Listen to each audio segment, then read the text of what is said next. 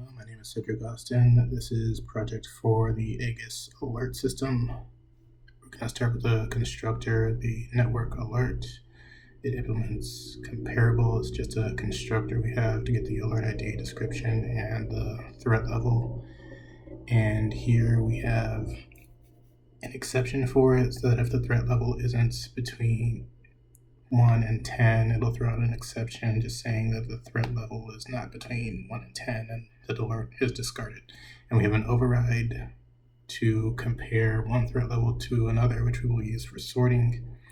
And we have this override here, toString, which we will use to when we want to view the threat levels. Here we have an exception just to we have the invalid threat level exception, which we will see in the main. And in the main, we import collections, linked list, scanner, file writer, print writer, and IO exception. We used linked list. We could have used array list, but since we were doing a lot of inserting, I figured linked list would be better.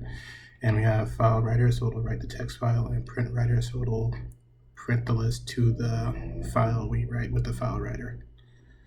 And for the functions, we have them all private because we don't want people to edit them, since this is a security thing, so we don't want other people to see them. So we have the add alert function to get the alert ID, description, and the threat level.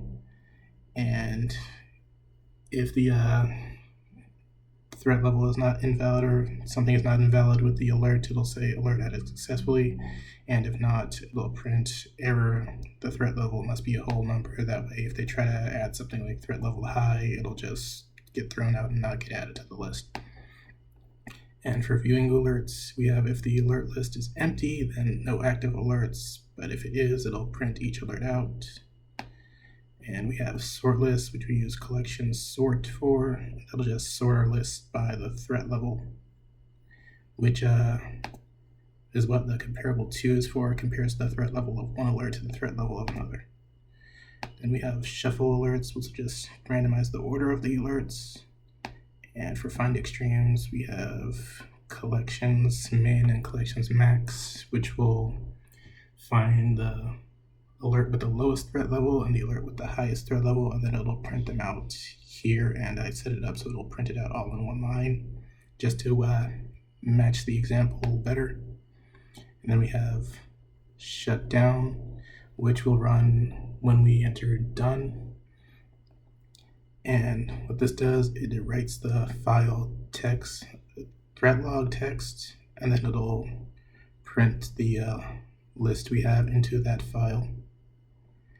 And it'll export it and then say system shutting down, and if for some reason it can't write the file, it'll print this error here.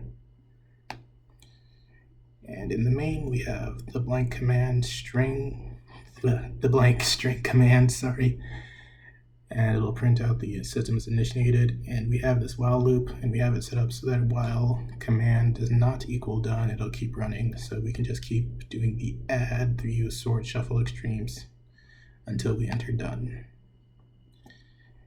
And we're gonna run it, show how it goes. Run.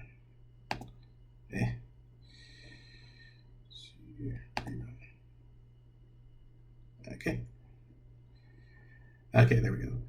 Okay, it says enter command, we enter add. Okay, it's asking for the alert ID, which in the test case it is FW-01. It's a fire or wall clock, and the threat level is 4. And it says alert added successfully. We add another, which is MAL-99, and it says it's ran somewhere. Ran somewhere. Threat level is 10. 10. Add another. Do a auth.02 description failed login.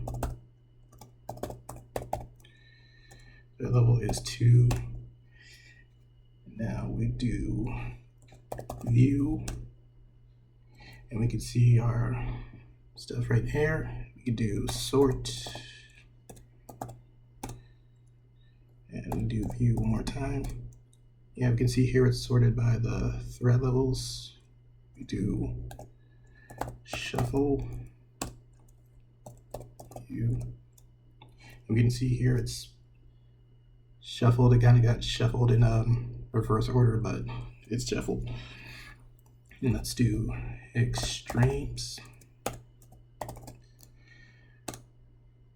Yeah, and it shows us the lowest thread level and the highest thread level. And that should cover test cases 1 and 2, actually. And for the exception handling, let's do add. Says DDoS -01,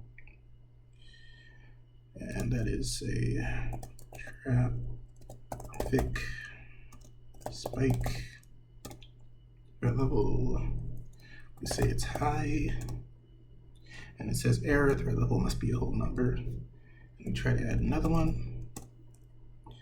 ID test -00, invalid test,